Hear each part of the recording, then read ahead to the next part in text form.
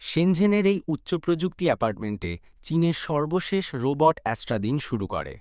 সূর্যোদয়ের সাথে সাথে এটি স্বয়ংক্রিয়ভাবে পর্দা সরিয়ে পুরো ঘরটিকে আলোয় ভরিয়ে তোলে।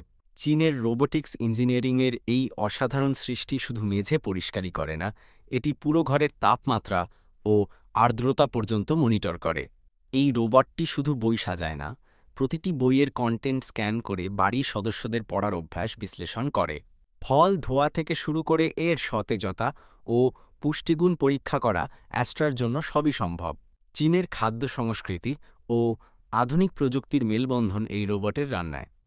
এটি ঐতিহ্যবাহী চীনা রেসিপি থেকে আধুনিক যে কোন ডিশ পর্যন্ত রান্না করতে পারে। অ্যাস্ট্রা খুব ভালো পিয়ানো বাজায়। এটি শুধু একটি রোবট নয়, এটি চীনা সাংস্কৃতিক ঐতিহ্যেরও বাহক। দিনের শেষে অ্যাস্ট্রা পুরো বাড়ির সিস্টেম চেক করে আগামী দিনের জন্য প্রস্তুত হয়।